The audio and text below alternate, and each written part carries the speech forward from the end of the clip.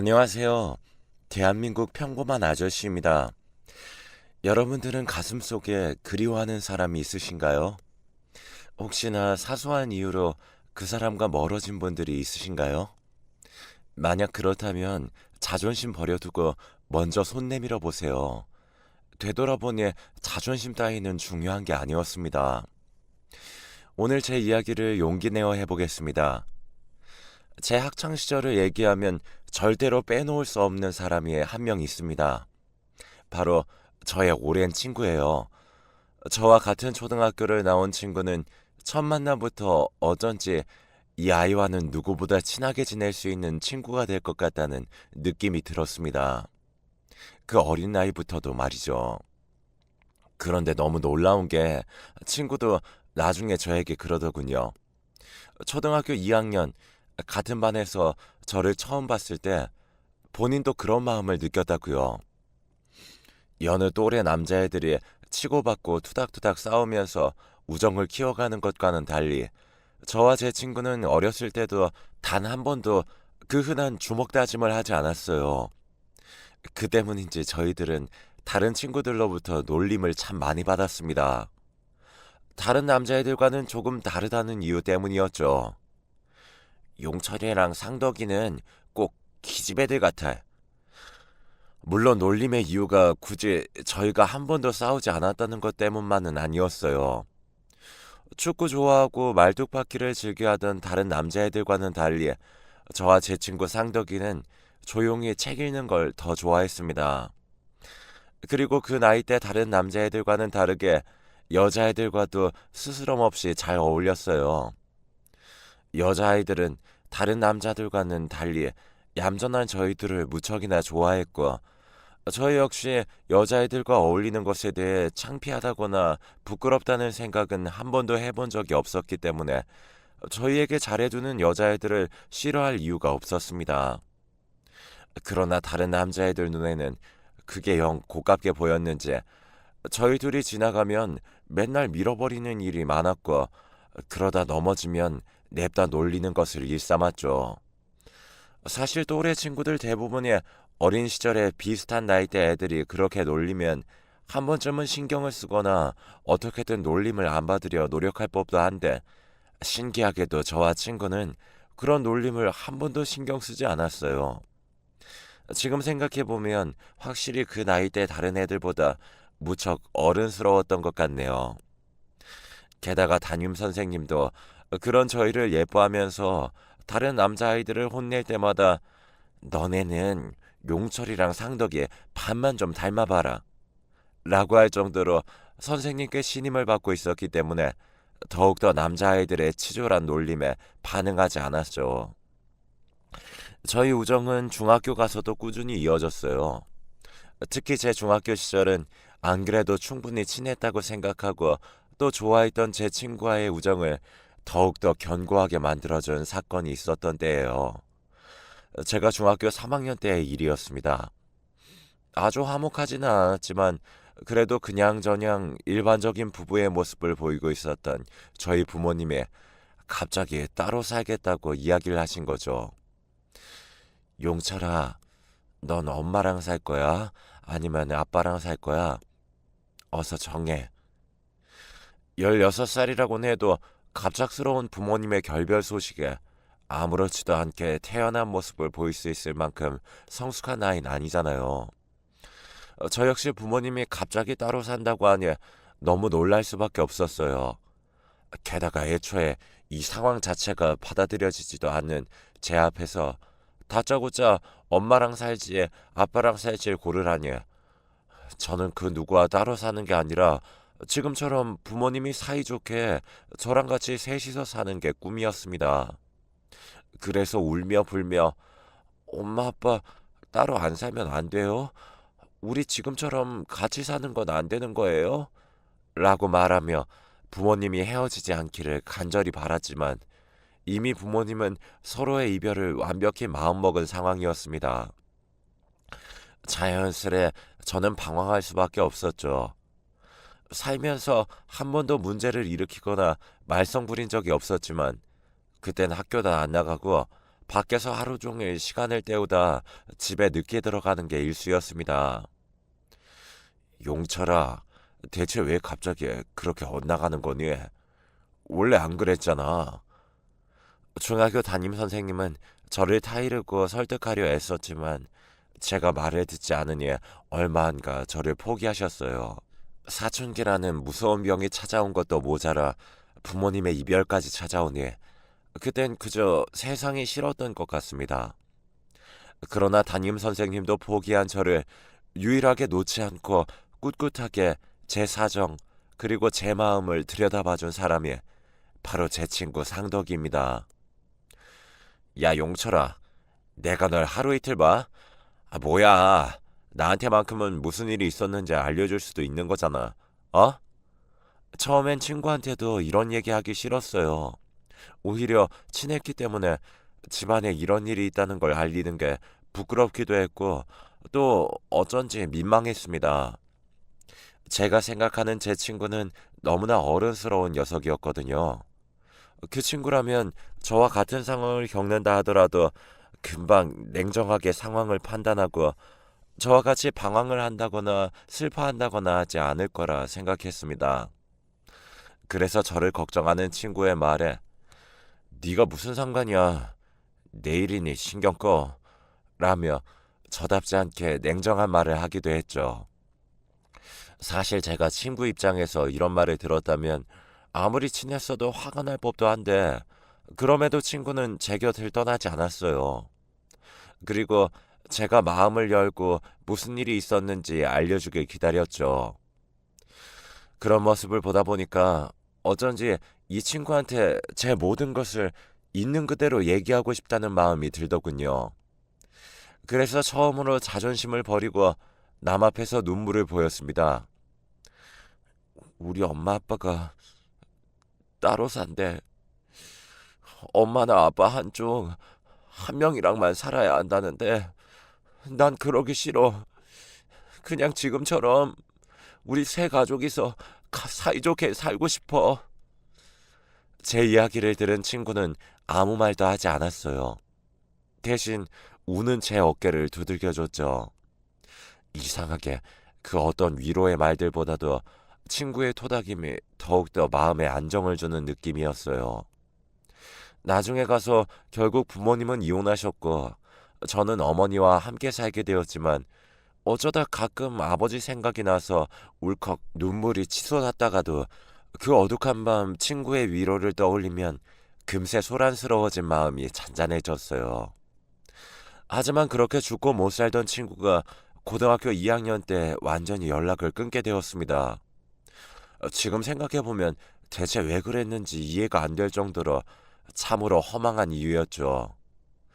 당시 저희들이 가장 친한 건 맞았지만 한 살 한 살 학년이 올라가고 나서는 매번 같은 반을 하는 것도 아니고 함께 어울리는 다른 친구들도 생겼기 때문에 아무래도 초등학교 시절만큼 자주 붙어 다니거나 할 수 있진 않았어요. 그 친구도 그 친구 나름의 인간관계가 있었고 저도 제 나름의 인간관계가 있었죠.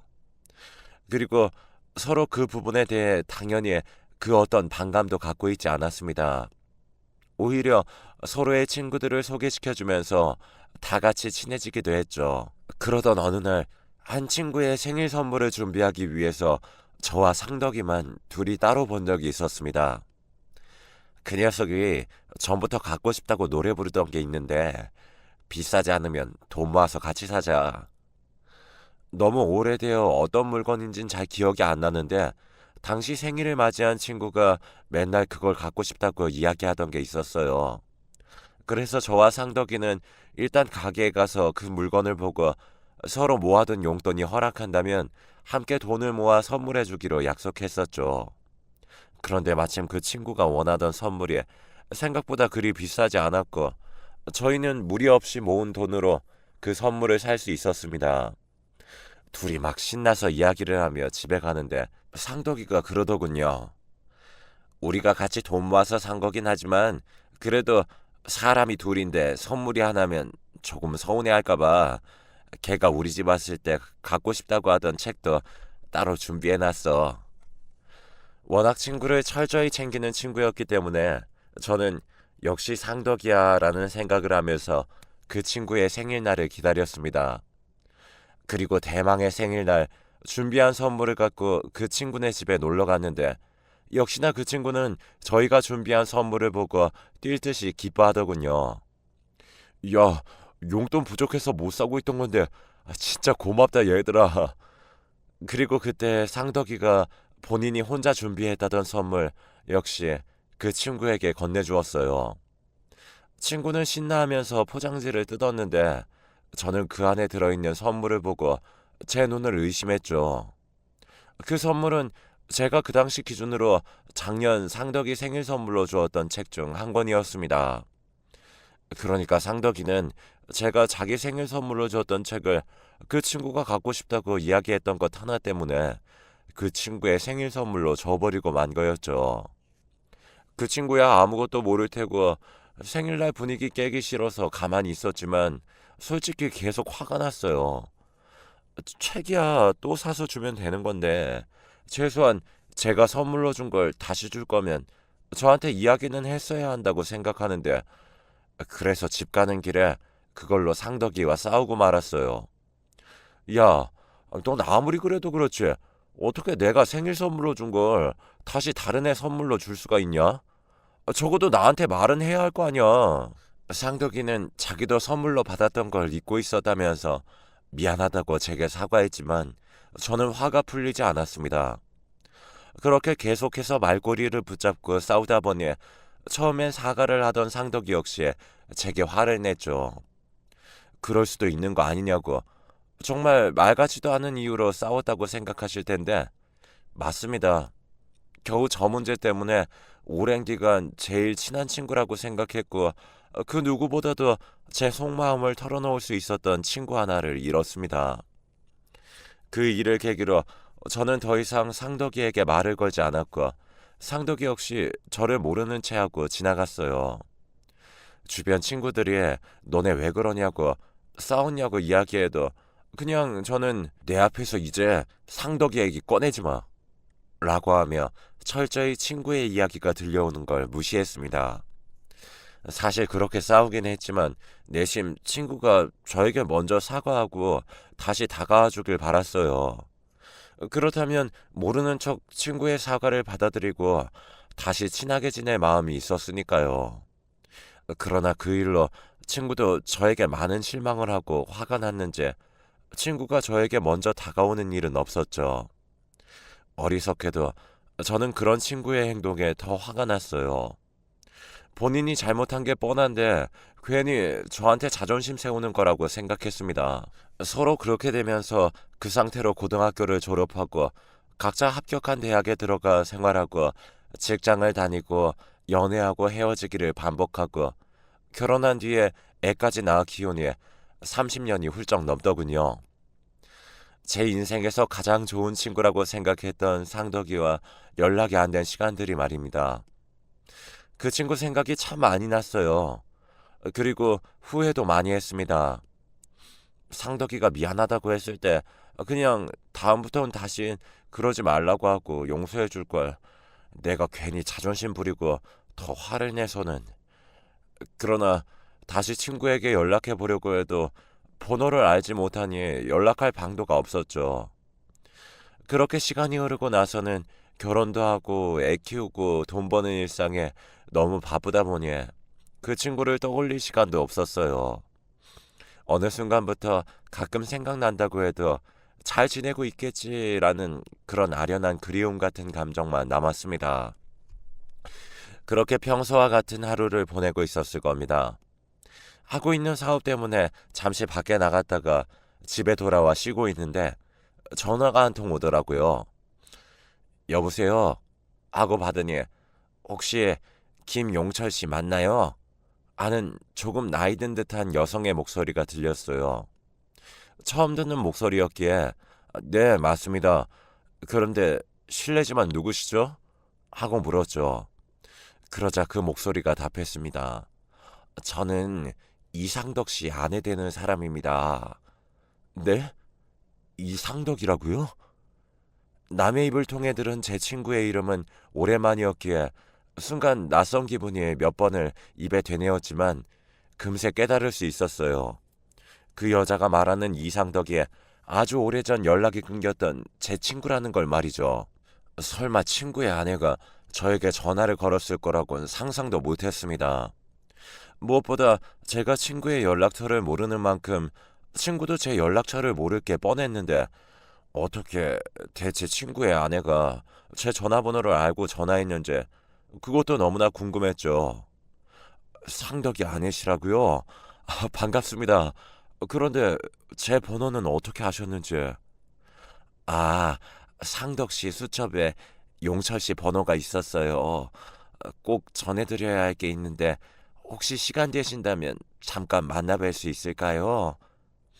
얼굴도 한번 못 본 친구의 아내가 건네줘야 한다는 게 저로선 무엇인지 알 수 없었지만 일단 오랫도록 연락이 끊겼던 친구의 소식을 알 수 있었던 기회인 만큼 저는 상덕이 아내라는 사람과 주말에 만날 약속을 잡았어요. 혹시 친구도 같이 나오지 않을까 조금 설레는 마음으로 약속날 이야기했던 장소로 나갔는데 저는 친구 아내 되는 사람으로부터 충격적인 이야기를 듣게 되었습니다. 상덕 씨가 한 달 전에 세상을 떠났어요. 상덕이가 죽었다고요? 도대체 왜요? 다른 친구들에게도 소식을 못 들었는데요. 그게 기를 쓰고 친구들에게 약한 모습 보이기 싫다고 해서요. 투병 중에도 아무에게 연락 못했어요. 그리고 장례식에도 친구들 부르지 말고 가족끼리 간단히 치르라고 했어요. 정말 충격적인 이야기였어요.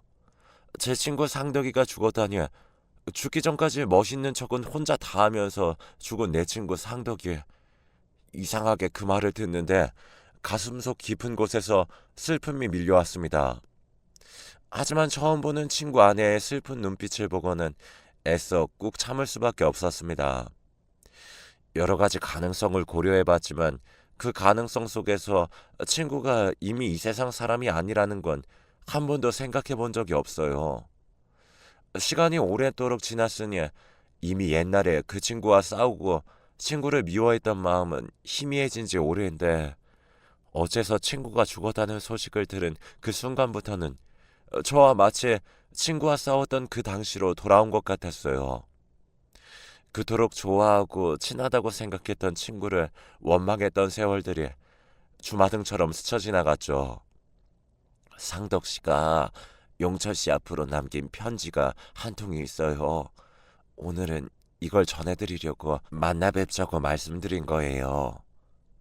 친구 아내로부터 편지 하나를 전해받고 집에 갔는데 정말 아무런 생각도 들지 않더군요. 그 편지를 열어볼 생각도 나지 않았어요. 그저 머릿속에는 친구 아내가 전했던 친구의 죽음만이 계속해서 맴돌았죠. 잘 다녀왔냐는 아내의 말에도 아무런 대꾸도 못한 채 방으로 들어와 누웠습니다. 오래도록 연락을 안 하긴 했지만 언제나 건강하던 친구였어요.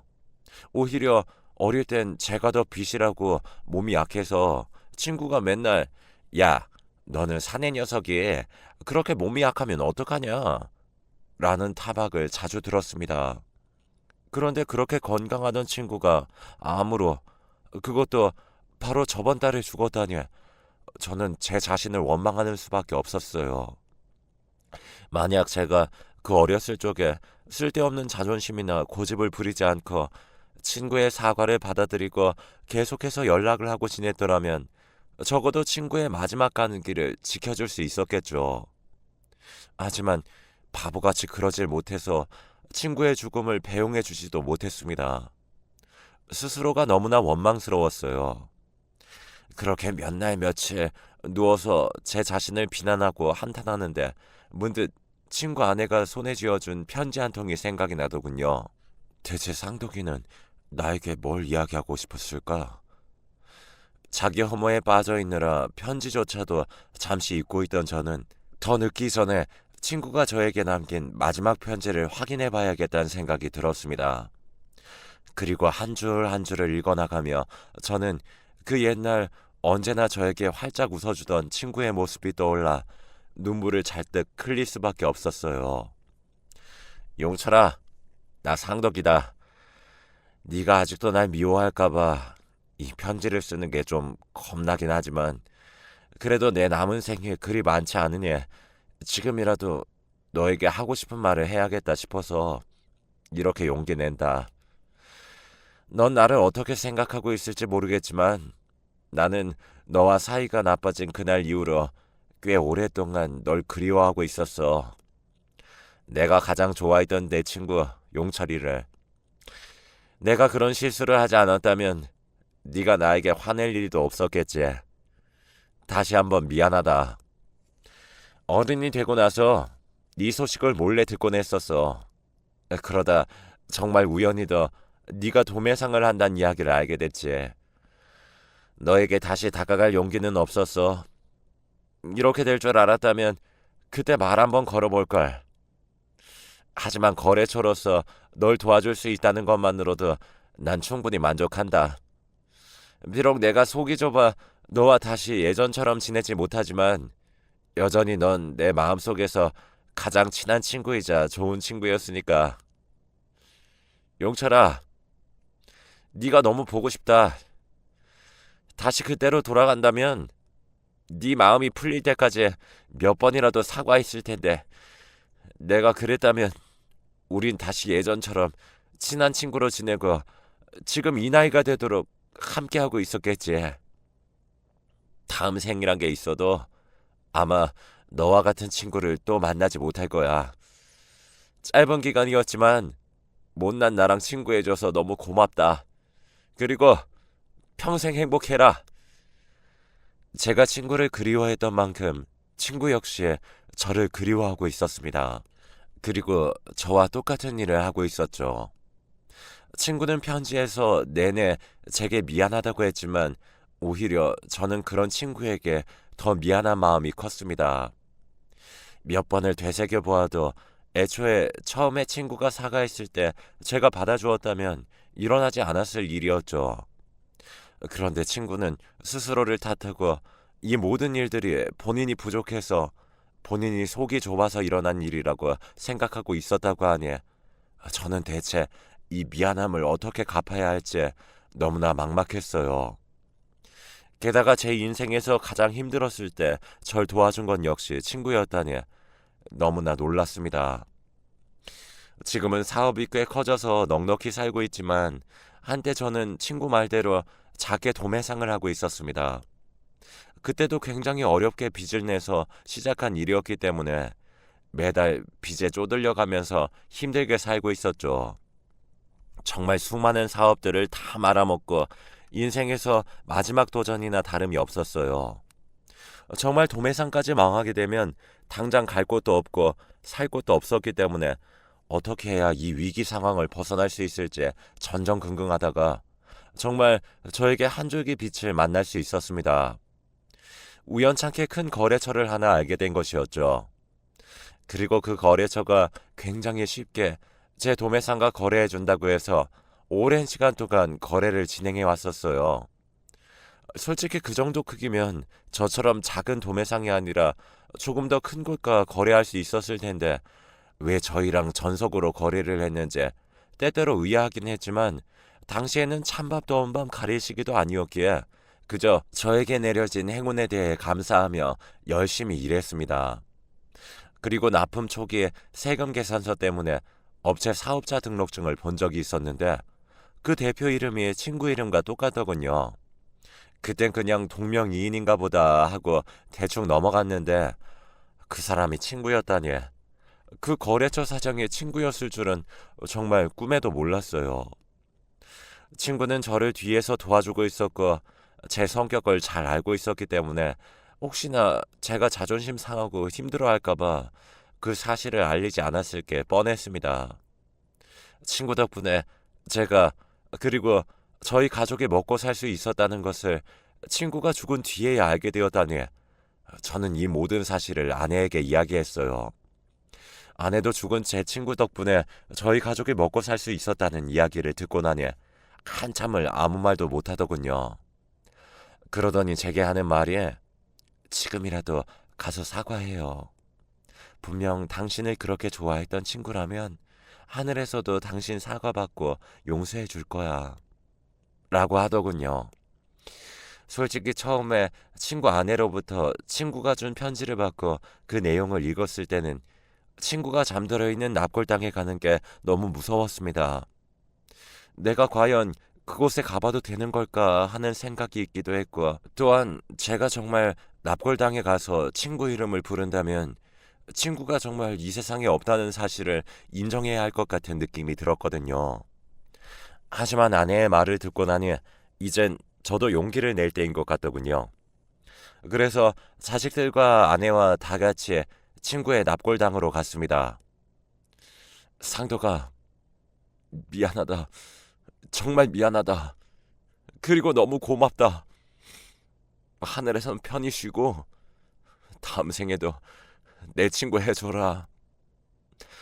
납골당 안에서 활짝 웃고 있는 친구의 사진을 보며 저는 몇 번이고 미안하다고 이야기했습니다.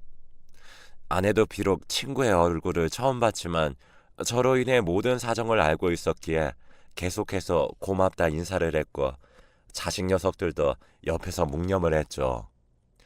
그날 납골당에 다녀온 뒤에 저는 굉장히 오랜만에 어린 시절의 꿈을 꾸었습니다. 친구 녀석과 함께 조용한 교실 안에서 책을 읽는 꿈이었습니다. 이상하게 그 꿈을 꾸고 깨어난 날에는 마음이 편안하고 안정된 느낌이 들더군요. 저는 그날 제 꿈에 친구가 다녀간 거라고 믿고 있습니다. 사실 아직 친구가 떠났다는 슬픔이 다 가시지 않았기에 이렇게 제 이야기를 나누는 것에 대해 많은 망설임이 있었어요. 하지만 그럼에도 불구하고 제가 제 이야기를 사연으로 정리한 이유는 혹시나 자존심 같은 문제로 인해 저와 같은 실수를 하는 분이 있을 것 같아서예요. 저는 여전히 친구와 화해하지 못하고 친구의 연락을 끊고 지냈던 그 30년을 너무나 후회하고 있습니다. 여러분은 그러지 마세요. 조금이라도 화해하고 싶은 사람이 있으면 자존심 버리고 먼저 사과하고, 사랑하면 사랑한다는 말을 하고, 보고 싶으면 보고 싶다고 말하세요. 시간은 유한하지 않고 언제 우리도 모르게 이별이 찾아올지 모르는 게 인생입니다. 부디 제 사연을 들으신 분들은 최소한 저처럼 후회할 일을 만들지 않길 바랍니다.